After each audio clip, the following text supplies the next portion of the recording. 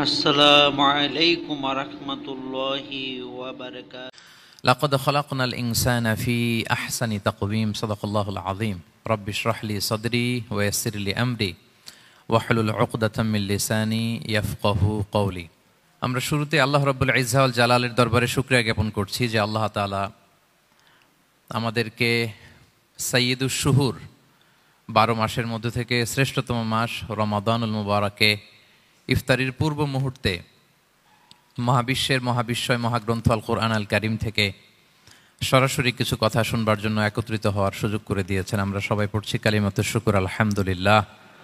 শুরুতেই সূরাতুত তিনের কয়েকটা আয়াত তেলাওয়াত করেছি। এটা কালামুল্লাহ মাজিদের 95 নম্বর সূরা। এই সূরাটা মক্কাতুল মুকাররমাতে নাজিল হয়েছে। এই সূরার আয়াত সংখ্যা 8টা। এই সূরার শুরুতে আল্লাহ তাআলা 4টা কসম করেছেন, ওয়াত-তিনি ওয়াজ-যাইতুনি ওয়া তুরি সিনিনা ওয়া হাযাল বালাদিল আমিন। ওয়াত-তিন, তিনের কসম, ওয়াজ-যাইতুন, যাইতুনের কসম, ওয়া তুরি সিনিন, সিনাই পর্বতের কসম, ওয়া হাযাল বালাদিল আমিন, আর এই নিরাপদ শহরের কসম।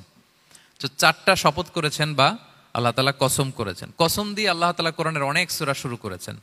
যেমন একটা সূরায় আল্লাহ ফজরের সময়ের কসম করেছেন, আল্লাহ বলেছেন ওয়াল ফাজর।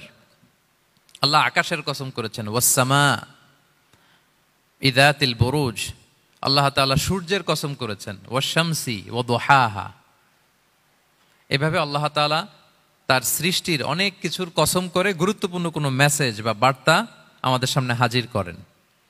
তো এই সূরাতে আল্লাহ তাআলা 4টা জিনিসের কসম করে একটা খুবই গুরুত্বপূর্ণ বার্তা মানব মণ্ডলীর জন্য এই সূরাতে তিনি হাজির করেছেন। এই সূরাটা আমাদের অনেকেরই মুখস্থ আলহামদুলিল্লাহ, এবং আল্লাহ রাসূল সাল্লাল্লাহু আলাইহি ওয়াসাল্লাম প্রায় বিভিন্ন নামাজে এই সূরাটা তেলাওয়াত করতেন। বারা ইবনে আযিব রাদিয়াল্লাহু তাআলা আনহু উনি বর্ণনা করেন যে আমি একবার এশার সালাতে আল্লাহ রাসূল সাল্লাল্লাহু আলাইহি ওয়াসাল্লামের কণ্ঠে নামাজে সূরা 3 তিনি তেলাওয়াত করেছেন, আমি নিজ কানে শুনেছি, এবং ওনার কণ্ঠ যে এত মধুর ছিল, আমার জীবনে এত সুমধুর কণ্ঠের তেলাওয়াত আমি শুনি নাই। আল্লাহর হাবিব সাল্লাল্লাহু আলাইহি ওয়াসাল্লামের কোরআন তেলাওয়াতের যে কণ্ঠ এত সুমিষ্ট ছিল, এত চমৎকার ছিল, শুধু তেলাওয়াত শুনেই অনেকে শাহাদা পড়ে মুসলমান হয়েছে। আবু জাহেল মক্কা নিষেধ করতো যে কেউ যাবা না মুহাম্মদের কাছে, সে পাগল, সে গণক, সে মিথ্যাবাদী, সে জাদুকর, সে স্বামী স্ত্রীর মধ্যে বিচ্ছিন্নতা নিয়ে আসে, সে বাবা ছেলেকে আলাদা করে দেয়, তার কাছেই যাবা না। আর সে যা বলে শুনবাই না, কানে আঙ্গুল দিয়ে রাখবা। তো মানুষকে যেটা নিষেধ করা হয় বেশি, মানুষের ওইটার ব্যাপারে আগ্রহ থাকে বেশি। সে যত নিষেধ করতো মানুষ আরো বেশি বেশি যে শুনতো। মানুষকে সে কি বারণ করবে, সে দিনের বেলা নিষেধ করতো, রাতে যে লুকিয়ে লুকিয়ে নিজেই তেলাওয়াত শুনতো। তাহলে চিন্তা করেন যে আল্লাহর হাবিব সাল্লাল্লাহু আলাইহি ওয়াসাল্লামের কোরআনিক রেসিটেশন কত চমৎকার মেলোডিয়াস ভয়েস হলে স্বয়ং আবু জাহাল রাত্রিবেলা লুকিয়ে লুকিয়ে কোরআন তেলাওয়াত শুনতে যেত আল্লাহর হাবিব সাল্লাল্লাহু আলাইহি ওয়াসাল্লামের কণ্ঠে। তো রাসূল সাল্লাল্লাহু আলাইহি ওয়াসাল্লাম সূরাতুত 3টা এশার সালাতে তিনি তেলাওয়াত করেছেন, এই মর্মে হাদিসে পাওয়া যায়। এবং এই সূরাটা একটা ফলের নামে সূরা। 3 একটা ফল, আরব বিশ্বে খুব বেশি হয় 3 ফল। আমরা বাংলাদেশে ডুমুর বলি, ইংরেজিতে ফিগ বলে, ফিগ ট্রি। তো ফলের নামে বেসিক্যালি আল্লাহ তাআলা এই সূরাটাকে, এই চ্যাপ্টারটাকে ডেডিকেট করেছেন। আমরা সূরাকে ইংরেজিতে চ্যাপ্টার বলি। কোরআনে 114টা চ্যাপ্টার, এর মধ্যে এই সূরাটা হচ্ছে ফলের নামে ডেডিকেটেড। বিভিন্ন নামে খুব ইনক্লুসিভ ওয়েতে আল্লাহ তাআলা কোরআনে সূরাগুলো দিয়েছেন। কোরআনে আপনি প্রাণীর নামে সূরা পাবেন, প্রাণী। মানুষের নামে সূরা পাবেন। মানুষের মধ্যে 3 ভাগ, মুমিন, তারপর কাফির, এরপর মুনাফিক, প্রত্যেকের নামে সূরা। সূরাতুল মুমিনুন আছে, সূরাতুল কাফিরুন আছে, আবার সূরাতুল মুনাফিকুন আছে। আমাদের দৃশ্য জগতের সবচেয়ে বড় প্রাণীটা হচ্ছে হাতি, তাই না? এই হাতির নামে একটা সূরা আছে, বলেন তো এই সূরার নাম কি? সূরা ফিল। তারপর আমরা যে দেখি আমাদের দৃশ্য জগতের সবচেয়ে ছোট প্রাণী হচ্ছে পিঁপড়া, পিঁপড়ার নামে একটা সূরা আছে, সূরা আন-নামল। আন-নামল মানে পিঁপড়ার সূরা। মাকড়সার নামে সূরা আছে, সূরাতুল আনকাবুত। তারপর গোষ্ঠীর নামে সূরা আছে, সূরাতু আলে ইমরান। বংশের নামে সূরা আছে, সূরাতু কুরাইশ, কুরাইশ বংশের নামে সূরা। এইভাবে খুব ইনক্লুসিভ ওয়েতে, এমন কিছু নাই যে আল্লাহ তাআলা উল্লেখ করেন নাই। মা ফাররাতনা ফিল কিতাবি মিন শাই, উল্লেখ করে নাই কোরআনে এমন কিছু নাই, সবকিছু আল্লাহ তাআলা উল্লেখ করেছেন। তো এই সূরাটা হচ্ছে একটা ফলের নামে। ফলটার নাম হচ্ছে 3 ফল। আল্লাহ তাআলা বলছেন ওয়াত-তিন, তিনের শপথ। আমি একবার সরল বঙ্গানুবাদ করি, এরপর আমি তাফসিরে ঢুকি। 3-এর শপথ, ওয়াজ-যাইতুন, যাইতুনের শপথ, ওয়া তুরি সিনিন, সিনাই পর্বতের শপথ, ওয়া হাযাল বালাদিল আমিন, এই নিরাপদ শহরের শপথ। লাকাদ খালাকনাল ইনসানা ফি আহসানি তাকওয়িম, নিশ্চয় আমি মানুষকে খুব চমৎকার সুন্দর অবয়বে সৃষ্টি করেছি। সুম্মা রাদাদনাহু আসফালা সাফিলিন, এরপরে তাকে আবার নিচু থেকে নিচুর দিকে নামিয়ে দিয়েছি। ইল্লাল্লাযীনা আমানু ওয়া আমিলুস সলিহাত, তবে তারা ছাড়া যারা ঈমান এনেছে এবং সৎকর্ম করেছে, ফালাহুম আজরুন গায়রু মামনুন, তাদের জন্য আছে অফুরন্ত পুরস্কার।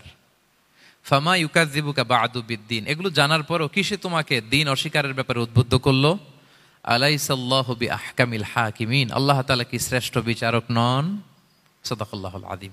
এই হচ্ছে এই সূরাটির সরল অনুবাদ। এবার আমরা তাফসিরে ঢুকি। প্রথমে আল্লাহ তাআলা বলেছেন ওয়াত্তিন, তিনের শপথ। তিন মানে তো আমরা জানলাম, তিন মানে ডুমুর। আল্লাহর হাবিব সাল্লাল্লাহু আলাইহি ওয়াসাল্লাম তিনি তিন ফল পছন্দ করতেন এবং এটা ডায়াবেটিক্সের জন্য ভালো, ডায়াবেটিক্স নিয়ন্ত্রণ করে।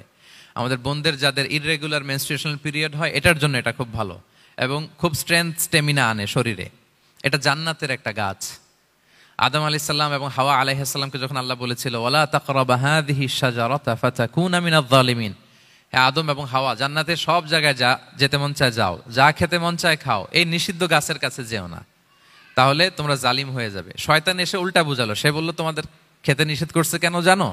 আল্লাহ চায় না যে তোমরা জান্নাতে থাকো, আল্লাহ চায় এখান থেকে তোমাদের বের করে দিবে, কিন্তু তোমরা যদি এই গাছের ফল খাও আল্লাহ আর বের করতে পারবে না। দেখছেন শয়তানের অবস্থা? শয়তান কিন্তু নেগেটিভিটি নিয়ে সামনে আসে না, আসে খুব আপনার ওয়েল উইশার হিসেবে, উপদেশ নিয়ে, খুব ভালো একটা পজিটিভ ওয়েতে আসে। তো ওনারা খেয়ে ফেললেন এই নিষিদ্ধ গাছের ফল। খাওয়ার ফলে আদম আলাইহিস সালাম, হাওয়া আলাইহিস সালাম, ওনাদের গা থেকে জান্নাতের পোশাকগুলো ঝরে পড়ে গেল। এখন কি দিয়ে ওনারা ওনাদের প্রাইভেটকে ঢাকবেন? তখন ওনারা তাফসির ফি জিলালিল কোরআনে এসেছে যে ওনারা এই তিন গাছের পাতা নিয়ে নিজেদের প্রাইভেট ঢেকেছিলেন। সুবহানাল্লাহ। সেই তিন ফলের কসম আল্লাহ করলেন, ওয়াত্তিন, তিনের শপথ। এরপর আল্লাহ তাআলা বললেন ওয়া জাইতুন, জাইতুনের শপথ। জাইতুন মানে হচ্ছে জলপাই। তো আল্লাহ তাআলা বললেন ওয়া জাইতুন, জাইতুনের শপথ। জাইতুন মানে হচ্ছে জলপাই, ইংরেজিতে আমরা যেটাকে অলিভস বলি। তো আল্লাহ তিনের কসম করলেন এবং অলিভের কসম করলেন। দুইটাই খুব উপকারী ফল এবং আল্লাহর হাবিব সাল্লাল্লাহু আলাইহি ওয়াসাল্লাম তিনি জলপাইও খুব পছন্দ করতেন। ওনার রেগুলার ফুড আইটেমের মধ্যে জলপাই ছিল, অলিভস ছিল। এটা পাহাড়ি এরিয়া, মরুভূমিতে হয় এবং রাসূল সাল্লাল্লাহু আলাইহি ওয়াসাল্লাম বলেছেন কুলু যাইত ওয়াদাহিনু ফাইন্নাহু মিন শাজারাতিন মুবারাকা, তোমরা অলিভ অয়েল এটা খেও এবং এটা গায়ে মালিশ করো, কেননা এটা বরকতময় একটা গাছের ফল, শাজারা মুবারাকা। এটা শরীরের ব্যাড কোলেস্টেরলকে কমিয়ে দেয়, দাড়িতে অ্যাপ্লাই করলে, চুলে অ্যাপ্লাই করলে সহজে পাকে না দাড়ি চুল, এবং স্কিনে অ্যাপ্লাই করলেও স্কিনের জন্য ভালো, স্কিনের জন্য বেশ ভালো। এটা যাদের সুযোগ হয় আপনারা দাড়িতে চুলে অ্যাপ্লাই করবেন, খাবেন। এটা খাওয়াও যায়। তাম্বুতু বিদ্দুহনি ওয়াসিবগিল লিল আখিলিন, কোরআনে এসেছে। এটা অয়েল হিসেবে ইউজ করে, আবার খাবার হিসেবেও ইউজ করা যায়। সালাদ ড্রেসিং এর ক্ষেত্রে কিন্তু অলিভ অয়েল আমরা ইউজ করি। ইদানিং পিজাতে খুব ইউজ করা হয় অলিভ, জলপাইটা। তো এটা আপনারা খেতে পারেন, এটা খুবই সুস্বাদু। এবং জলপাই গাছের মানে জাইতুন গাছের ডালের মেসওয়াক খুব ভালো হয়। আল্লাহর হাবিব সাল্লাল্লাহু আলাইহি ওয়াসাল্লাম জাইতুনের ডাল দিয়ে মেসওয়াক করতেন। তিনি বলতেন নি'মাস সিওয়াকিয়া জাইতুন, সবচেয়ে শ্রেষ্ঠ মেসওয়াক হচ্ছে জাইতুনের, মিনাশ শাজারাতিল মুবারাকা, কারণ এটা বরকতময় গাছের ডালা। এবং ফাইন্নাহু সিওয়াকি ওয়া সিওয়াকুল আম্বিয়া মিন ক্বাবলি, এই জাইতুনের ডাল দিয়ে আমিও যেমনি মেসওয়াক করি, আমার আগে যত নবী পৃথিবীতে এসেছে সবাই জাইতুনের ডাল দিয়ে মেসওয়াক করত। আল্লাহ বলেন ওয়াত্তিনি ওয়াজ জাইতুন, তিনের শপথ আর জাইতুনের শপথ। এরপর আল্লাহ তাআলা বললেন ওয়াতুরি সিনিন, সিনাই পর্বতের শপথ। প্রথমে দুইটা ফলের শপথ করলেন, এবার একটা পাহাড়ের শপথ করতেছেন। আপনারা কি তুর পাহাড়ের নাম শুনেছেন? হ্যাঁ শুনেছেন। এই সিনাই পর্বত দ্বারা তুর পাহাড় উদ্দেশ্য। এটা মিশরের একটা পাহাড়, অনেক উঁচু, 2285 মিটার উঁচু। ওইটার নিচে আছে মুকাদ্দাসে তুয়া, যেখানে মুসা আলাইহিস সালামকে আল্লাহ তাআলা জুতা খুলতে বলেছিলেন, ফাখলা না আলাইকা ইন্নাকা বিল ওয়াদিল মুকাদ্দাসে তুয়া, হে মুসা তুমি পবিত্র উপত্যকায় এসেছো, জুতা খুলো। তো ওখানে সব ধর্মের লোকেরা যায়, সব ধর্মের লোকদের জন্য তীর্থস্থান, মুসলিম, জুইশ, খ্রিস্টিয়ান সবাই যায়। এটা সিনাই একটা এলাকা আছে মিশরের, north south Sinai, north Sinai, এটা সাউথ সিনাইতে অবস্থিত। তো নিচে একটা খ্রিস্টানদের প্রাচীন গির্জা আছে, সেন্ট ক্যাথেরিনা গির্জা। সেখান থেকে চলতে চলতে আপনাকে উপরে যেতে হবে, ফজরের পরে আবার চলে আসতে হবে, তা না হলে দুপুরবেলায় 10টা-11টার দিকে এমন সূর্যের প্রখর তাপ ওই পাথরের মধ্যে লাগে, ওখানে আর থাকা যায় না। একেবারে তুর পাহাড়ের উপরে সেখানে খ্রিস্টানদের জন্য ছোট্ট একটা সিনাগোগ আছে, তারা প্রার্থনা করে। খ্রিস্টানদের একটা চার্চ আছে, মুসলিমদের জন্য ছোট্ট একটা মুসল্লা আছে সুরাওয়ের মতো। আল্লাহ ওই সিনাই উপত্যকার কসম করেছেন ওয়াতুরি সিনিন, সিনাই উপত্যকার কসম। এখানেই আল্লাহ তাআলা মুসা আলাইহিস সালামকে তাওরাত দিয়েছিলেন, মেজর একটা আসমানি কিতাব দিয়েছিলেন, এবং সরাসরি মুসা আলাইহিস সালাম এই পাহাড়ের চূড়ায় বসে আল্লাহ তাআলার সাথে কথা বলতেন। ওয়া কাল্লামাল্লাহু মুসা তাকলিমা, উনি সরাসরি কথা বলতেন, এটা ওনার একটা স্পেশাল বৈশিষ্ট্য ছিল, ক্যারেক্টারিস্টিক্স।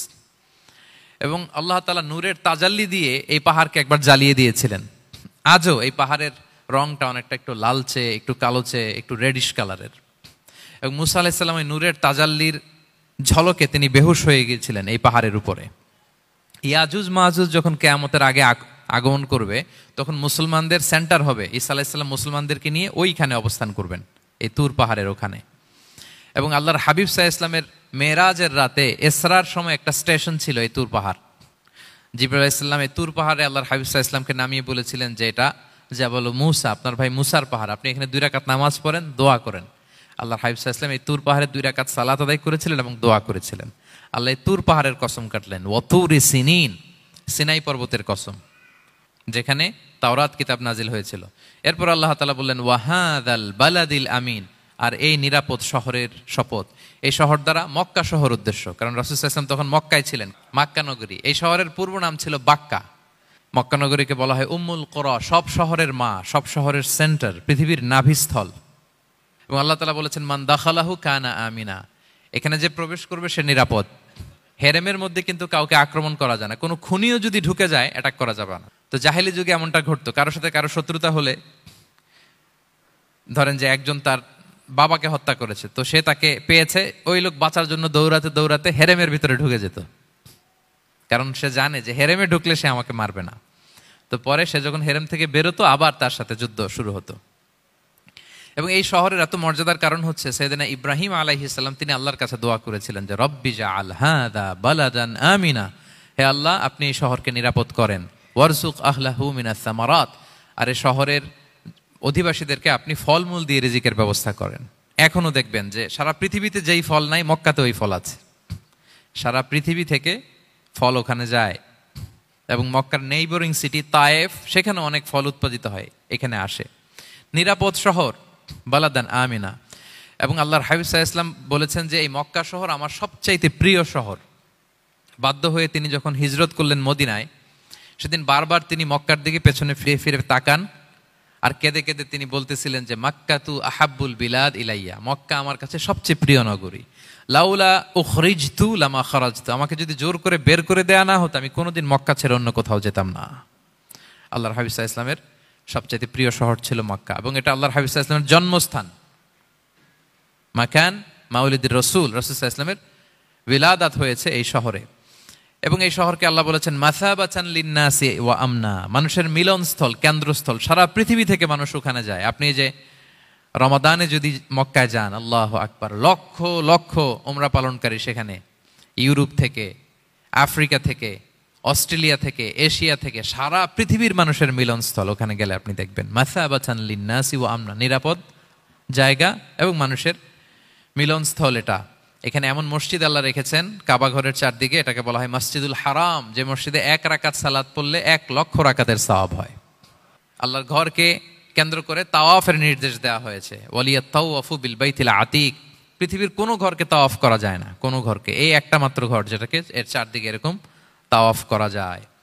তাহলে এই পবিত্র ঘর, পবিত্র মসজিদ যেই শহরে অবস্থিত, সেই শহরের কসম আল্লাহ করেছেন। আল্লাহ বললেন ওয়াহাদাল বালাদিল আমিন, এই নিরাপদ শহরের কসম, মানে মক্কা শহরের কসম।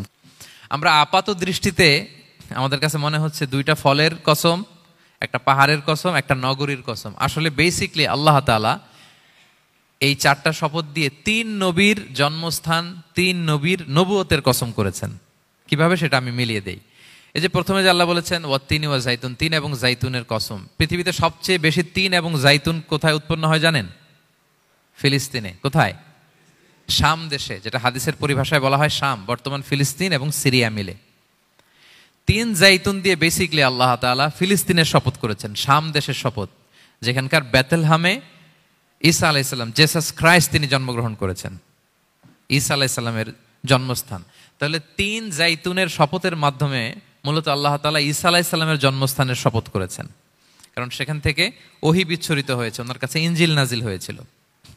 এবং এই শামের মর্যাদার ব্যাপারে অনেক কথা আল্লাহর হাবিব সাল্লাল্লাহু আলাইহি ওয়াসাল্লাম তিনি বলেছেন। আল্লাহ রাসূল সাল্লাল্লাহু আলাইহি ওয়াসাল্লাম যখন মেরাজে যান তখন মক্কা থেকে এই শাম দেশে ফিলিস্তিনের বাইতুল মাকদাসে রাসূল সাল্লাল্লাহু আলাইহি ওয়াসাল্লামকে নিয়ে যাওয়া হয়েছিল। এবং রাসূল সাল্লাল্লাহু আলাইহি ওয়াসাল্লাম প্রায় বলতেন তুবা আলি শাম, শামের জন্য বরকত, কেননা ফেরেশতারা তাদের রহমতের পাখা শাম দেশের উপর বিছিয়ে রেখেছে। এবং তিনি বলতেন ফিতনার সময় আলাইকুম বিশাম, তোমরা শামে যেও, শামে থেকো।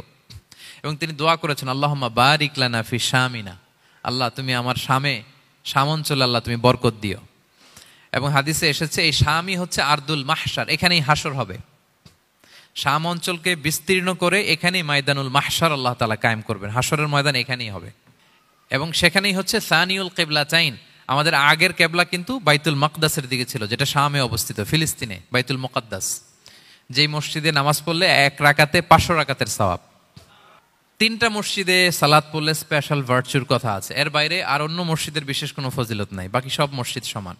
এক হচ্ছে মসজিদুল হারাম, 1 রাকাতে 1 লক্ষ রাকাত। 2 নম্বর মসজিদে নববী, 1 রাকাতে 1000 রাকাতের সওয়াব, আর একটা দুর্বল বর্ণনায় 50,000 রাকাতের সওয়াব। 3 নম্বরে এই মসজিদুল আকসা, 1 রাকাতে 500 রাকাতের সওয়াব। এই 3 মসজিদে যেন আমরা যে সালাত আদায় করতে পারি, আল্লাহ তুমি তৌফিক দান করো। 2 মসজিদে তো একেবারেই সহজ যাওয়া, মক্কা মদিনাতে। বাইতুল মাকদাসেও যেন আমরা যেতে পারি, আল্লাহ তুমি সেই পরিস্থিতি আমাদের জন্য তৈরি করে দাও। তো এই বাইতুল মাকদাসের দিকে রাসূল সাল্লাল্লাহু আলাইহি ওয়াসাল্লাম টানা 14 বছর নামাজ পড়েছেন। 14 বছর।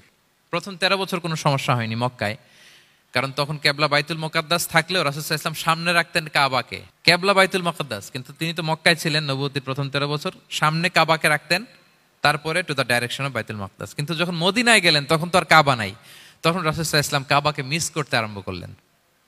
আর প্রায় আল্লাহর কাছে কামনা করতেন আমার বংশের গোড়া ইব্রাহিম আলাইহিস সালামের রুট যেখানে, আমার জন্মস্থান, সেই কাবার দিকে যদি আবার কেবলাটা ফিরিয়ে দেয়া হতো। কদ নারা তাকাল্লুবা ওয়াজহিকা ফিস সামা ফালানুওয়াল্লিয়ান্নাকা কিবলাতান তারদাহা।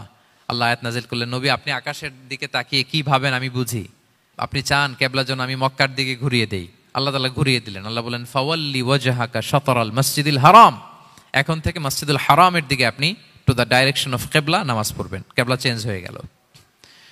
তো মদিনায় যে 16-17 মাস আর মক্কায় 13 বছর, মোট 14 বছর আল্লাহর হাবিব সাল্লাল্লাহু আলাইহি ওয়াসাল্লাম এই মসজিদুল আকসার দিকেই হয়েই তিনি নামাজ পড়েছেন। এটা আমাদের আগের কেবলা ছিল। এবং শেষে কিয়ামতের আগে যে মালহামার যুদ্ধ হবে, তখন রাসূল সাল্লাল্লাহু আলাইহি ওয়াসাল্লাম বলেছেন মালহামার যুদ্ধের সময় মুসলমানদের ফুস্তাদ বা তাবু হবে, শিবির হবে এই ফিলিস্তিনের দামেস্কের পাশে আল গৌতা নামে এক জায়গা আছে, ওই গৌতাতে। এবং ঈসা আলাইহিস সালাম এসে যে দাজ্জালকে হত্যা করবেন সেটাও ওই শামে। ফিলিস্তিনের বাবুল লুদ এখনো একটা জায়গা আছে, ওই জায়গাটার নাম এখনো বাবুল লুদ, ওখানে তিনি দাজ্জালকে হত্যা করবেন। এবং সেখানে একটা সাদা মিনারা আছে, ফেরেশতার পাখায় ভর করে ঈসা আলাইহিস সালাম তখন সেখানে নেমে আসবেন। ওই ফিলিস্তিনের ওই শাম দেশের ওই মিনারার পাশে তিনি এসে পৃথিবীতে তিনি নুজুল করবেন, নুজুল ঈসা আলাইহিস সালাম। তো 3 এবং জাইতুনের কসম করে বেসিকলি আল্লাহ তাআলা ঈসা আলাইহিস সালামের জন্মস্থানের কসম করেছেন, কারণ 3 এবং জাইতুন, ডুমুর এবং জলপাই, অলিভ কোন দেশে বেশি হয়? শাম দেশে। আওয়াজ করে বলেন কোন দেশে? বর্তমান ফিলিস্তিন এবং সিরিয়া, এবং ওই ভূখণ্ডে আল্লাহ নবী ঈসা আলাইহিস সালামের জন্মস্থান। তাহলে এই 2 ফলের কসম করে বেসিকলি আল্লাহ তাআলা ঈসা আলাইহিস সালামের জন্মস্থানের কসম করেছেন। ওনার প্রতি নাজিল হওয়া যে তাওরাত ইনজিল গ্রন্থ, এই রেভিলেশনের কসম করেছেন। আচ্ছা, এরপরে ওয়াতুরি সিনিন, সিনাই পর্বতের কসম। সিনাই পর্বত বা তুর পাহাড় হচ্ছে মিশরে অবস্থিত, আর মিশর হচ্ছে মুসা আলাইহিস সালামের জন্মস্থান। কার জন্মস্থান? মুসা আলাইহিস সালামের জন্মস্থান। তাহলে ওয়াতুরি সিনিন, তুর পাহাড়ের কসম বুঝিয়ে আল্লাহ তাআলা মূলত মুসা আলাইহিস সালামের জন্মস্থানের কসম করেছেন, যেখানে তাওরাত নাজিল হয়েছে। এরপরে ওয়াহাদাল বালাদিল আমিন, এ নিরাপদ শহর বলে আল্লাহ তাআলা মক্কা শহরকে বুঝিয়েছেন। আর মক্কা কার জন্মস্থান বলেন তো? মুহাম্মদুর রাসূলুল্লাহ সাল্লাল্লাহু আলাইহি ওয়াসাল্লাম, সাইয়্যিদুল মুরসালিন, খাতামুন নবিয়্যিন, রাহমাতাল লিল আলামিন, হাবিবুল্লাহ মুহাম্মদুর রাসূলুল্লাহ সাল্লাল্লাহু আলাইহি ওয়াসাল্লামের জন্মস্থান। তাহলে এই 4টা আয়াতে 4টা শপথের মধ্য দিয়ে মূলত আল্লাহ তাআলা ঈসা আলাইহিস সালামের জন্মস্থান, মুসা আলাইহিস সালামের জন্মস্থান এবং মুহাম্মদ সাল্লাল্লাহু আলাইহি ওয়াসাল্লামের জন্মস্থান, যেই 3টা এলাকায় ভূখণ্ডে 3টা মেজর ওহী নাজিল হয়েছে। এক তো ঈসা আলাইহিস সালামের কাছে নাজিল হয়েছে ইনজিল কিতাব, আর একটা হচ্ছে তাওরাত। তাওরাত এমন কিতাব যে কিতাব দিয়ে হাজার হাজার নবীরা ফয়সালা করেছেন। বনি ইসরাইলের অনেক নবীর উপর কোনো কিতাব নাজিল হয়নি, তার মানে তারা রসুল ছিলেন না, তারা নবী, তারা সবকিছু তাওরাত দিয়েই ফয়সালা করতেন। আর রাসূল সাল্লাল্লাহু আলাইহি ওয়াসাল্লামের উপর কোরআন নাজিল হয়েছে। তার মানে প্রথম 4টি শপথ দিয়ে বেসিক্যালি ইনজিলের শপথ, তাওরাতের শপথ এবং কোরআনের শপথ। বুঝতে পেরেছেন সবাই? আল্লাহ ওহির শপথ করেছেন। দেখেন, ফল, পাহাড়, নগরী মাড়িয়ে সারা পৃথিবী ঘুরিয়ে আপনাদেরকে শেষ পর্যন্ত ইনজিল, তাওরাত এবং কোরআনে নিয়ে আসছেন আমার সাথে আসছেন।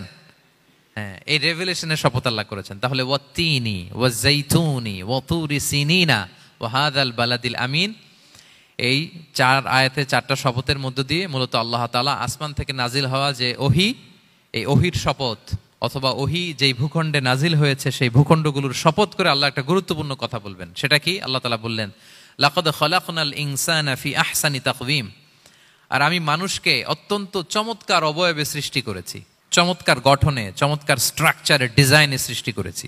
মানুষের দৈহিক অবকাঠামো গঠন এটা যেমনি চমৎকার, মানুষের ইন্টেলেকচুয়াল কাঠামো এটা চমৎকার, মানুষের আচরণগত যে বিহেভিয়ারাল ট্রেটস, ক্যারেক্টারিস্টিক্স এটাও চমৎকার। প্রত্যেক দিক থেকে আল্লাহ তাআলা নান্দনিকভাবে মানুষকে তিনি তৈরি করেছে। আমরা যদি দেহের কথা বলি, হিউম্যান অ্যানাটমি নিয়ে যাদের ধারণা আছে, আপনি শুনলে অবাক হবেন, এত জটিলভাবে আমাদের দেহটা ফাংশন করে। ঠিক যেই মুহূর্তে আমি কথা বলতেছি আমার ব্রেইন সচল, আমার নার্ভ সিস্টেম সচল, হেয়ারিং সিস্টেম, স্মেলিং সিস্টেম, আমার এই যে হার্ট সচল, সিস্টোলিক ডায়াস্টোলিক অলিন্দ নিলয় হচ্ছে, আমার লাং কাজ করতেছে, কিডনি ইজ ওয়ার্কিং পারফেক্টলি, সব কিছু কাজ করতেছে। এত সূক্ষ্মভাবে আমাদের দেহটা কাজ করে, এটাকে ইংরেজিতে বলে মরফোলজি, আকৃতি সংক্রান্ত যে বিদ্যা। এটা নিয়ে যদি আপনি দেখেন যে মানুষের হাত কিভাবে কাজ করে, মানুষের পা কিভাবে কাজ করে, মানুষের হিউম্যান ব্রেইন কিভাবে কাজ করে, আপনি অবাক হবেন। এবং আল্লাহর যে সেট আপ, লাকাদ খালাকনাল ইনসানা ফি আহসানি তাকওয়িম, নিশ্চয় আমি মানব জাতিকে চমৎকার অবয়বে তৈরি করেছি। আপনি যদি অবয়বটা দেখেন, আমাদের স্ট্রাকচার, এর চেয়ে সুন্দর করে আর তৈরি করা যেত না, এর চেয়ে সুন্দর আর হতে পারে না। যেখানে যা দেয়ার, মাথার চুল থেকে পায়ের নখ পর্যন্ত, আপনি একটা ডিজাইনে, স্ট্রাকচারে, সেট আপে আপনি ভুল ধরতে পারবেন না। যেখানে যেটা দরকার, আপনি একটু খেয়াল করে দেখেন যে এই যে আমাদের চোখ, চিকিৎসা বিজ্ঞান বলতেছে যে মানুষ 10 মিলিয়নেরও বেশি রং শনাক্ত করতে পারে। Human eyes can identify more than 10 million colours. 10 মিলিয়নেরও বেশি রং আমরা আমাদের চোখ দিয়ে শনাক্ত করতে পারি। সুবহানাল্লাহ, সুবহানাল্লাহ বিহামদি। আচ্ছা, চোখের সেট আপটা একটু যদি খেয়াল করেন, দেখেন আমার এই চোখ এখানে না থাকে, এটা যদি জাস্ট 2 ইঞ্চি উপরে এখানে হইতো, এইটা যদি কপালে যদি আমাদের চোখ হইতো, কি অবস্থা হইতো বলেন তো? সিজদা দিতে পারতেন আল্লাহকে? বলেন, দিতে পারতেন? আচ্ছা, আমরা কিছু খাওয়ার সময় আমরা কি করি? ওইটা ভালো আছে কিনা, পচে গেল কিনা, স্মেলটা আগে দেখি, তারপরে খাই। দেখেন কত চমৎকার সেট আপ। একটু খেয়াল করেন, এই নাকের সেট আপ যদি এইখানে না থাকে, আমাদের নাক যদি পেছনে থাকতো, খাওয়ার সময় খাবারটা বাসি কিনা, ভালো আছে কিনা কি করতেন? লাকাদ খালাকনাল ইনসানা ফি আহসানি তাকওয়িম। আচ্ছা দেখেন, এই যে আমরা কান দিয়ে শুনি, এই যে কান পেঁচানো, মনে করেন না যে এমনি এমনি পেঁচানো, এই পেঁচানো, এটা এই পথ না থাকলে আমরা শুনতেই পেতাম না। এটা এমনভাবে সেট আপ করা, এটা এই ইথারে ভাষা তরঙ্গকে এয়ার ড্রামের ভেতরে সুন্দরভাবে ইনপুট করে, নাহলে আমরা শুনতে পেতাম না। আপনার এই কান কেটে ফেলে দিলে আপনি শুনতে পারবেন না। এটা এইভাবেই যেতে হবে, সুরঙ্গটা এইভাবে তৈরি হইতে হবে। আচ্ছা দেখেন, আপনার কান, এই কান যদি এইখানে না থেকে আপনার ডান বগলের নিচে হইতো, বাম কান যদি বাম বগলের নিচে হইতো, তাহলে কি হইতো বলেন? আজকে আমার ওয়াজ কিভাবে শুনতেন বলেন দেখি, কিভাবে শুনতেন? বুদ্ধি আছে বলে যে হুজুর এইভাবে শুনতাম। সুবহানাল্লাহ, সুবহানাল্লাহ। লাকাদ খালাকনাল ইনসানা ফি আহসানি তাকওয়িম, আমি মানুষকে সবচেয়ে সুন্দর সর্বোত্তম গঠনে তৈরি করেছি। দেখেন, কান দুটো ওইখানে থাকলে কথা শুনতে হইলে হাত উঁচু করে রাখা লাগতো। আল্লাহ, আপনি একটা একটা অঙ্গ দেখেন, ঠিক যেখানে যেটা যেভাবে সেট করা দরকার, আল্লাহ তাআলা দয়া করে অনুগ্রহ করে ঠিক সেভাবে তিনি সেট করেছেন। আমাদের চেহারার মধ্যে দেখেন এক একজনের এক এক রং। ওয়াখতিলাফু আলসিনাতিকুম ওয়া আলওয়ানিকুম ইন্না ফি যালিকা লাআয়াতুন লিল আলিমিন। আল্লাহ বলেন, তোমাদের ভাষার ভিন্নতা দিয়েছি, তোমাদের গায়ের রঙের ভিন্নতা, একজনের চেহারার সাথে আরেকজনের মিল নাই, একজনের ফিঙ্গারপ্রিন্টের সাথে। আয়াহসাবুল ইনসানু আল্লান নাজমাআ ইযামা বালা কাদিরিনা আলা আন নুসাউইয়া বানানা। মানুষ ভেবেছে সে মারা গেলে তাকে আমি তার অস্থি, মজ্জা, হাড়, গোশত, চামড়া জোড়া লাগাতে পারবো না। আরে তার আঙ্গুলির অগ্রভাগ পর্যন্ত আমি সুবিন্যস্ত করে আমার কাছে রেখে দিয়েছি, ফিঙ্গারপ্রিন্ট। আমাদের ফিঙ্গারপ্রিন্টগুলো আল্লাহর কাছে সংরক্ষিত, একজনের ফিঙ্গারপ্রিন্টের সাথে আরেকজনেরটা মেলে না। এই যে আমার 10 আঙ্গুলে 10টা ফিঙ্গারপ্রিন্ট, পায়েরগুলো হচ্ছে ফুটপ্রিন্ট, একটার সাথে আরেকটা মিলে? আমার এটার সাথে এটা মিলবে বলেন? আমার সাথে আপনারটা মিলবে? বর্তমানে পৃথিবীতে কত কোটি মানুষের বসবাস বলেন? এই যত মানুষ পৃথিবীতে আছে, একজনের আঙ্গুলের ছাপের সাথে, এই যে বায়োমেট্রিক্যাল অথেন্টিকেশন যে আমরা করি, একজনের ফিঙ্গারপ্রিন্টের সাথে আরেকজনের ফিঙ্গারপ্রিন্টের মিল নাই। একজনের ফুটপ্রিন্টের সাথে ফুটপ্রিন্ট মিল, ইভেন একজনের আই প্রিন্টের সাথে। আমাকে একজন ওনার হসপিটালে নিয়ে গেল ঢাকায়, তো উনি ওনার দরজা খুলতেছে আই প্রিন্ট দিয়ে, মানে উনি না গেলে খুলে না। উনি আর ওনার খুব কাছের স্টাফ, এটা গুরুত্বপূর্ণ একটা অফিস। তো উনি চোখ দিল, আই প্রিন্ট নিল, এরপরে দরজা খুলে যাচ্ছে। দেখেন, একজনের আই প্রিন্টের সাথে আরেকটা আই প্রিন্ট মেলে না। সুবহানাল্লাহ। প্রিয় ভাইরা, একজনের ফিঙ্গারপ্রিন্টের সাথে আরেকজনের ফিঙ্গারপ্রিন্টের কোনো মিল আছে পৃথিবীতে? ফুটপ্রিন্টের সাথে, আই প্রিন্টের সাথে? কারণ ডিজাইনারটা কে বলেন তো? হুয়াল্লাযী ইউসাউবিরুকুম ফিল আরহামি কাইফা ইয়াশা।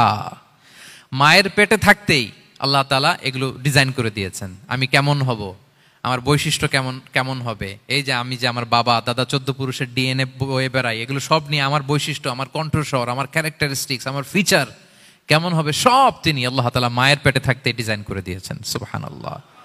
আল্লাহ বলছেন লাকাদ খালাকনাল ইনসানা ফি আহসানি তাকওয়িম। প্রিয় ভাইরা, কসম করার পরে আল্লাহ যে কথাটা বলেন এটা অনেক গুরুত্বপূর্ণ, খুবই গুরুত্বপূর্ণ বার্তা। আল্লাহ চারটা কসম করে, তিনটা নবীর জন্মস্থানের শপথ করে তিনি বললেন লাকাদ খালাকনাল ইনসানা ফি আহসানি তাকওয়িম। নিশ্চয় আমি অত্যন্ত চমৎকার আকৃতিতে মানুষকে তৈরি করেছি। মানুষের গঠন এরকম, মাথা থেকে পা পর্যন্ত। আমি তো দু একটার কথা বললাম, চোখ, নাক, কান, আপনি একটা একটা করে যদি ধরেন, আমাদের হেয়ারিং সিস্টেম কিভাবে কাজ করে, হেয়ারিং নার্ভ কিভাবে কাজ করে, আমাদের সেন্সেশন কিভাবে কাজ করে, আমাদের ব্রেন কিভাবে কাজ করে। আমাদের এক একজনের ব্রেন 1.5 কেজি ওজন, 3 পাউন্ডের মতো একটা সুস্থ মানুষের অ্যাভারেজ ব্রেনের ওজন। এই ব্রেনের মেমোরি হচ্ছে 2.5 মিলিয়ন গিগাবাইট। আপনার মোবাইলে স্পেস কত বলেন, মেমোরি কত? হ্যাঁ, 512 জিবি। আর আমার আর আপনার ব্রেইনের যে মেমোরি, এই মেমোরি হচ্ছে 2.5 মিলিয়ন গিগাবাইটস। আল্লাহ, এই যে প্রতি মুহূর্তে আমাদের নিউরন কানেক্টিভিটি হচ্ছে, ব্রেনের স্নায়ুগুলোর যত কানেক্টিভিটি হয়, যত আমরা চিন্তা করে ব্রেনকে খাটাই, নতুন নতুন জিনিস আমরা তৈরি করতে পারি। এবং এমনভাবে আল্লাহ তাআলা এমন সফিস্টিকেটেড ব্রেইন আল্লাহ মানুষকে দিয়েছে, মানুষ পারে না এমন কিছু নাই। মানুষ যা কল্পনা করতে পারে, মানুষ তা করে দেখাতে পারে। এজন্য আমাদের কল্পনার জানালাটাকে বড় করতে হবে। আই রিপিট, মানুষ যা কল্পনা করতে পারে, ইমাজিন করতে পারে, সেটা মানুষ করে দেখাতে পারে। ওই ক্যাপাসিটি দিয়ে আল্লাহ তাআলা মানুষকে তৈরি করেছেন। সুবহানাল্লাহ, সুবহানাল্লাহ। লাকাদ খালাকনাল ইনসানা ফি আহসানি তাকওয়িম। এই ব্রেনকে খাটিয়ে মানুষের কত ইনভেনশন, কত ডিসকভারি, মানুষ সভ্যতার পর সভ্যতা বিনির্মাণ করেছে। চোখ ধাঁধানো মানুষের আবিষ্কার, তাক লাগিয়ে দিয়েছে গোটা বিশ্বে একটার পর একটা করে। আল্লাহ এমনভাবে মানুষকে তিনি তৈরি করেছেন। লাকাদ খালাকনাল ইনসানা ফি আহসানি তাকওয়িম। চমৎকার অবয়বে, তার দৈহিক অবয়ব যেমনি সুন্দর, তার বুদ্ধিগত, তার চিন্তাগত, তার ইন্টেলেক্ট, এটাও তেমন সুন্দর, এটাও তেমন চমৎকার। পৃথিবীর কোনো প্রাণীকে আল্লাহ তাআলা এরকম হিউম্যান ব্রেনের মতো এরকম সফিস্টিকেটেড ব্রেন দিয়ে, ইন্টেলেক্ট দিয়ে তৈরি করেনি। এজন্য সব প্রাণী থেকে মানুষ আলাদা। সব প্রাণী থেকে মানুষের চিন্তা, বিবেক, বুদ্ধি এগুলো আলাদা। তাহলে দেখেন, মানুষের শ্রেষ্ঠত্ব মূলত এগুলোর দ্বারা।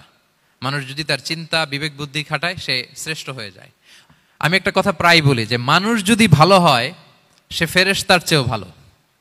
আর মানুষ যদি খারাপ হয়, সে পশুর চেয়েও নিকৃষ্ট।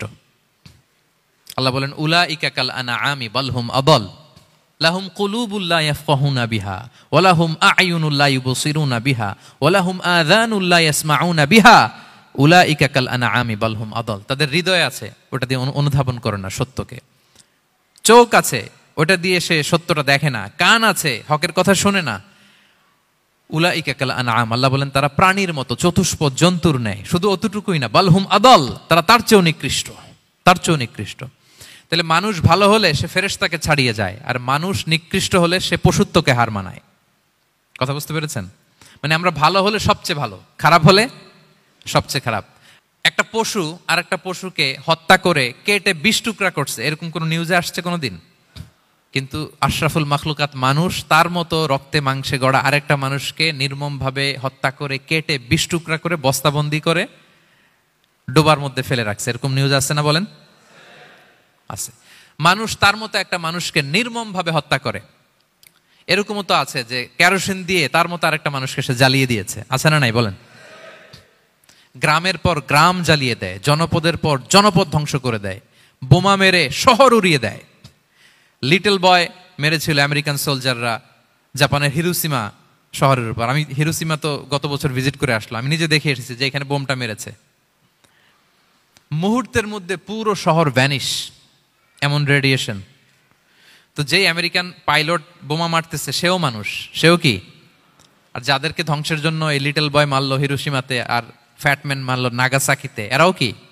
তাহলে দেখেন, মানুষ তার মতো আরেকটা মানুষকে এরকম মেরে টুকরো টুকরো কুচি কুচি করতে সে দ্বিধাবোধ করে না। আল্লাহ, মানুষ গণহত্যা চালায়, জেনোসাইড। এই যে আমাদের বাংলাদেশে তো কিছুদিন আগে হলো গণহত্যা, হেলিকপ্টার থেকে গুলি করে বাচ্চা মেরে ফেলতেছে। কার বাচ্চা, কার কলিজার টুকরা সন্তান, ডোন্ট কেয়ার। জনগণের টাকায়, ট্যাক্সের টাকায় কেনা বুলেট, হেলিকপ্টার দিয়ে জনগণকে, ছাত্রদেরকে হত্যা করা হয়েছে। দেখেন, সেও মানুষ। যারা হত্যা করতেছে, গণহত্যা, জেনোসাইড চালিয়েছে, তারাও মানুষ। তাহলে মানুষ যদি খারাপ হয়, মানুষের চেয়ে খারাপ আর কেউ হয়? আর মানুষ ভালো হলে মানুষের চেয়ে ভালো কেউ হতে পারে? মানুষ এমন জায়গায় যেতে পারে যেখানে ফেরেশতারাও যেতে পারে না। জিবরাইল ইসলামের যাওয়ার সীমানা যেখানে শেষ, মুহাম্মদ সাল্লাল্লাহু আলাইহি ওয়াসাল্লামের ঊর্ধ্ব জগতের কাহিনী সেখান থেকে শুরু। আল্লাহু আকবার। তাহলে মানুষ ভালো হলে ফেরেশতাকে ছাড়ায়, মানুষ খারাপ হলে পশুত্বকে হার মানায়। So the decision is yours. রাস্তা দুইটা, আপনি কোন দিকে যাবেন? আপনি কি ডান দিকে জান্নাতের পথে যাবেন নাকি বাঁ দিকে জাহান্নামের পথে যাবেন? সিদ্ধান্ত আপনার। আল্লাহ তাআলা বললেন, লাকাদ খালাকনাল ইনসানা ফি আহসানি তাকওয়িম। আমি মানুষকে চমৎকার আকৃতিতে তৈরি করেছি। হাতের মেকানিজম কি, পায়ের মেকানিজম কি, আমার চেয়ে আপনারাও ভালো জানেন। এগুলো ঘন্টার পর ঘন্টা আপনি বলতে পারবেন যে কেমন ভাবে আল্লাহ তাআলা তৈরি করেছেন। আল্লাহ বলেন, মানুষকে আমি অত্যন্ত চমৎকার আকৃতি দিয়ে তৈরি করেছি। তার সৃষ্টিগত কাঠামো, তার বুদ্ধিবৃত্তিক কাঠামো, তার চিন্তাগত কাঠামো, তার আচরণগত কাঠামো, তার নৈতিকতায় তাকে এমন উচ্চ মর্যাদার আসন আমি দিয়েছি, এটা যদি সে অ্যাচিভ করে, বিলং করে, তাহলে তার চেয়ে শ্রেষ্ঠ কেউ আর হতে পারে। কিন্তু আল্লাহর দেয়া এই ক্যাপাসিটিগুলো, এই নেমাগুলো যদি সে অ্যাকসেপ্ট না করে, সে যদি পশুত্বের পথে হাঁটে, সে যদি শয়তানের দেখানো পথে হাঁটে, তাহলে সে এত নিচে যাবে, অন্য কেউ আর এত নিচে যেতে পারে না। মানুষ যত নিচে যেতে পারে, ফেরেশতারাও অত নিচে যেতে পারবে না, জিন জাতিও পারবে না, কোনো প্রাণীর পক্ষে যাওয়া সম্ভব না। তাহলে মানুষকে আল্লাহ তাআলা এমন সফিস্টিকেটেড ওয়েতে তৈরি করেছেন, চাইলে সে সবার উপরে যেতে পারে। আবার চাইলে আল্লাহর দেয়া নেয়ামতগুলোকে যদি সে ভিন্ন খাতে প্রবাহিত করে, সে সবচেয়ে নিকৃষ্ট হতে পারে। সেটাই আল্লাহ বললেন, সুম্মা রাদাদনাহু আসফালা সাফিলিন। এরপরে তাকে আমি হীন থেকে হীনতর করেছি, নিচ থেকে আরো নিচে নিয়েছি। সে যখন ঈমান আনে না, সে যখন সৎকর্ম করে না, সে যখন আল্লাহর শেখানো, আল্লাহর দেখানো রাস্তায় সে চলে না, সে যখন তার নফসের কথা শুনে, সে যখন তার প্রবৃত্তির গোলাম সাজে, সে সবচেয়ে নিকৃষ্ট হয়। আসফালা সাফিলিন মানে একেবারে নিচে, এর নিচে আর নাই। আল্লাহ বলেছেন, ইন্নাল মুনাফিকিনা ফিদ দারকিল আসফালি মিনান নার। সেখানে আল্লাহ আসফাল বলেছেন। মুনাফিকরা জাহান্নামের একেবারে তলদেশে থাকবে। তাই মানুষ যদি ঈমান আর সৎকর্মের বলে বলিয়ান না হয়, সে এত খারাপ হয়, কেউ এত নিচে যেতে পারে না। বলেন, মানুষ যত নিচে যেতে পারে, জিন তত নিচে যেতে পারবে? ফেরেশতারা পারবে না। আর মানুষ যত উপরে যেতে পারে, ফেরেশতারা এত উপরে যেতে পারবে না। সো দুইটারই সুযোগ আপনার আছে। সুম্মা রাদাদনাহু আসফালা সাফিলিনের দুইটা ব্যাখ্যা। কোনো মুফাসসির বলেছেন, যৌবনের পর, যৌবনে থাকে শক্তিশালী, বার্ধক্যের সময় যখন সে নুয়ে যায়, ছোট হয়, সে একেবারে দুর্বল হয়ে যায়, সেটা বোঝানো হয়েছে। আর অন্যান্য মুফাসসিরিন একরাম বলেছেন, না, আল্লাহর দেওয়া এই নেমা ক্যাপাসিটি যখন সে সঠিক পথে কাজে লাগায় না, সে যখন প্রবৃত্তির অনুসরণ করে, সে তখন এত খারাপ হয়, এত নিচ থেকে নিচুতর হয়, এত হীন থেকে হীনতর হয়, তার চেয়ে হীনতর আর কেউ তখন হতে পারে না। সেখান থেকে বাঁচার দুটি রাস্তা আল্লাহ বলেছে। আল্লাহ বলছেন, ইল্লাল্লাযীনা আমানু ওয়া আমিলুস সলিহাত। তবে যারা ঈমান আনে এবং সৎকর্ম করে তারা ছাড়া। তারা ওই নিচু থেকে নিচুতর নয়, তারা শ্রেষ্ঠতর। ঈমান এবং সৎকর্ম, ঈমান এবং আমলে সালেহাত। কোরআনের অনেক জায়গায় আপনি আয়াতটা পাবেন, ইন্নাল্লাযীনা আমানু ওয়া আমিলুস সলিহাতি কানাত লাহুম জান্নাতুল ফিরদাউসি নুজুলা। নিশ্চয়ই যারা ঈমান এনেছে, সৎকর্ম করেছে, তাদের জন্য আমি জান্নাতে ফেরদাউস রেখে দিয়েছি। আল্লাহ বলেন, তারা নিকৃষ্ট হবে না যারা ঈমান এনেছে, সৎকর্ম করেছে। যারা কি এনেছে? ঈমান। আর কি করেছে? সৎকর্ম করেছে। ইল্লাল্লাযীনা আমানু, যারা ঈমান এনেছে, সৎকর্ম করেছে, ফালাহুম আজরুন গায়রু মামনুন, তাদের জন্য রয়েছে অফুরন্ত পুরস্কার, মানে জান্নাত। তাদের জন্য কি? ওই জান্নাতে যেতে আমরা চাই কি চাই না বলেন? রাস্তা কয়টা? এটা চলে গেছে ডান দিকে, এটার গন্তব্য হচ্ছে ডেস্টিনেশন জান্নাতুল ফেরদাউস। আর এটা শয়তানের পথ, এটা আপনার প্রবৃত্তির দেখানো পথ, এটা চলে গিয়েছে জাহান্নামে। So now the decision is years. আপনার ডিসিশন, কোন দিকে যাবেন, ডানে না বায়ে? জান্নাতে না জাহান্নামে? জান্নাতে যেতে চাই আমরা। ফালাহুম আজরুন গায়রু মামনুন, তাদের জন্য আছে অফুরন্ত নেয়ামত, অফুরন্ত পুরস্কার। আমরা যেন সে পুরস্কার লাভে ধন্য হতে পারি, আমরা সবাই বলি আমিন। আল্লাহ বলেন, এইভাবে 4টা কসম করার পরে, এত গুরুত্বপূর্ণ বার্তা হাজির করার পরে, তোমার ঘুমন্ত বিবেককে জাগিয়ে তোমাকে বার্তা দেওয়ার পরেও কিভাবে তুমি অস্বীকার করতে পারো আখিরাতকে? ফামা ইউকাযযিবুকা বা'দু বিদ্দিন, এরপরেও কোন বিবেকে, কোন আকলে, কোন সাহসে তুমি কর্মফল দিবসকে অস্বীকার করো? কোন সাহসে? এখানে দিন দ্বারা উদ্দেশ্য কর্মফল। ভালো করলে যে ভালো পাবে, খারাপ করলে যে খারাপ পাবে। দিনের অনেক অর্থ, এটার তাফসিরে গেলে সময় কুলাবে না। ফামা ইউকাযযিবুকা বা'দু বিদ্দিন, এরপরেও কর্মফলকে অস্বীকার করার সাহস তুমি কোত্থেকে পাও? কিসে তোমাকে উদ্বুদ্ধ করে কর্মফল দিবসকে অস্বীকার করতে? আলাইসাল্লাহু বিআহকামিল হাকিমিন, আল্লাহ তাআলা কি শ্রেষ্ঠ বিচারক নন? সূরা আবু দাউদে আল্লাহর হাবিব সাল্লাল্লাহু আলাইহি ওয়াসাল্লাম বলেন, কেউ যদি সূরাতুত তিন তেলাওয়াত করে, করতে করতে যদি শেষ আয়াতে চলে আসে, আর সে যখন পড়ে আলাইসাল্লাহু বিআহকামিল হাকিমিন, আল্লাহ তাআলা কি শ্রেষ্ঠতম বিচারকদের মধ্যে সর্বশ্রেষ্ঠ বিচারক জাজ নন? তখন সে যেন উত্তর দেয়, এটা তো আল্লাহর প্রশ্ন। আলাইসাল্লাহু বিআহকামিল হাকিমিন, আল্লাহ আমাদেরকে প্রশ্ন ছুড়ে দিয়েছেন যে আল্লাহ তাআলা কি শ্রেষ্ঠ বিচারক নন? তখন যে তেলাওয়াত করে সে যেন বলে বালা বালা ওয়া আনা আলা যালিকা মিনাশ শাহিদিন। বালা মানে অবশ্যই, হ্যাঁ আল্লাহ অবশ্যই আপনি শ্রেষ্ঠ বিচারক, আর আপনি যে শ্রেষ্ঠতম বিচারকের সাক্ষী আমি দিচ্ছি, এই ঘোষণা আমি দিচ্ছি। পড়েন সুবহানাল্লাহ। আপনি দেখবেন মসজিদুল হারামে, হারামুল মাক্কিতে যখন তেলাওয়াত করে ইমাম সাহেবরা, এই আয়াতের পরেই যদি রুকুতে যায়, দেখবেন ফিস ফিস করে বলে যে বালা বালা ওয়া আনা আলা যালিকা মিনাশ শাহিদিন। আমি নিজে শুনেছি, দেখবেন ওনার এটা পরে, কারণ আল্লাহ এখানে প্রশ্ন ছুড়ে দিয়েছেন। আর উত্তর হিসেবে বলতে হবে বালা ওয়া আনা আলা যালিকা মিনাশ শাহিদিন, আল্লাহ অবশ্যই আপনি শ্রেষ্ঠ বিচারক। আল্লাহর চাইতে শ্রেষ্ঠ বিচারক আর হতে পারে? আমরা কত লাকি যে আল্লাহর আহকামুল হাকিমিন হিসেবে বিচারক পেয়েছি। হ্যাঁ, আমাদের বিচার যদি অন্য কেউ করতো, নিজেরা যদি নিজেদের, আল্লাহ যদি বলতো তোরটা বিচার তুই কর আর তোরটা তুই কর, কি অবস্থা হইতো বলেন? যার সাথে যার শত্রুতা আছে ওইখানে দেখাই দিত। কিন্তু আমরা বিচারক হিসেবে পেয়েছি কাকে? আল্লাহ কি পার্সিয়ালিটি করবে বিচারে? স্বজনপ্রীতি করবে? কারো উপর জুলুম করবে? কাউকে ঠকাবে? আল্লাহ বলেন ওয়ামা আনা বিযাল্লামিল লিল আবিদ, আমি কখনো আমার বান্দার উপর জুলুম করি না, জুলুম করি না। নাদাউল মাওয়াজিনাল কিসতা লিয়াউমিল কিয়ামা, কিয়ামতের দিন আমি মিজান নামে এমন এক ন্যায় বিচারের মানদণ্ড স্থাপন করব, ফালা তুযলামু নাফসুন শাইআ, এক বিন্দু পরিমাণ কেউ মাজলুম হবে না, এক বিন্দু পরিমাণ কেউ মাজলুম হবে না। এজন্য দুনিয়াতে যদি বিচার না পান, আল্লাহর দরবার বিচারটা দিয়ে রাখেন, সেদিন বিচার হবে। আহকামুল হাকিমিন আপনারা ঠকাবে না। দুনিয়াতে বিচার পান নাই, মাজলুম হয়েছেন, মানুষ ভুল বুঝছে, কেউ আপনারে ঠিক মতো বুঝে নাই, আপনার কথাটা কাকে বলবেন? বিপদে পড়লে, ক্রাইসিস মোমেন্টে কাকে শেয়ার দিবেন? না ফেসবুকে শেয়ার দিবেন? আমরা তো ফেসবুকে শেয়ার দিয়ে দিই এখন। ফেসবুকে শেয়ার দেওয়ার আগে, বন্ধুকে শেয়ার দেওয়ার আগে, স্ত্রীর কাছে শেয়ার করার আগে আমার সমস্যার কথা আগে শেয়ার করব কাকে? কারণ আলাইসাল্লাহু বি আহকামিল হাকিমিন, আল্লাহ বলছেন আমি কি শ্রেষ্ঠ বিচারক নই? বালা বালা ইয়া রব ওয়া আনা আলা যালিকা মিনাশ শাহিদিন, অবশ্যই আল্লাহ আপনি শ্রেষ্ঠ বিচারক। ক্লিয়ার হয়েছে না সবার কাছে? শপথ কয়টা ছিল? 4টা। মূলত নবুয়তের শপথ, তাই না? নবুয়ত আমাদের জন্য সবচাইতে বড় নেয়ামত। কারণ নবীরা যদি আমাদেরকে এই তথ্যগুলো না দিতেন, আমরা জান্নাত জাহান্নাম চিনতাম? ভাইরা বলেন তো, আখেরাত চিনতাম? এই যে আখেরাত হবে, পুলসিরাত হবে, day of judgement, day of accountability, আল্লাহর সুপ্রিম কোর্টের কাঠ গড়ায় পাই টু পাই হিসাব দিতে হবে, নবীরা না এসে বললে আমরা এত বুঝতাম না। নবীরা জান্নাত জাহান্নাম চিনিয়েছে, আল্লাহর বিশদ পরিচয় আমাদের সামনে তুলে ধরেছে, আখিরাতের পরিচয়, লাইফ আফটার ডেথ কিরকম হবে, সবকিছু আমাদের কাছে তুলে ধরেছে। সো নবুয়ত আল্লাহ তাআলার পক্ষ থেকে অনেক বড় নেয়ামত। 2 নম্বর নেয়ামত হচ্ছে আল্লাহ তাআলা আমাদেরকে যে ক্যাপাসিটি দিয়েছে, বুদ্ধিমত্তা, ইন্টেলেক্ট, বিচার বিশ্লেষণ, যেটা দিয়ে আমরা অন্যান্য সব প্রাণী থেকে আলাদা, এটাও আল্লাহর বড় নেয়ামত। এই নিয়ামতের শুকরিয়া যেন আমরা করি।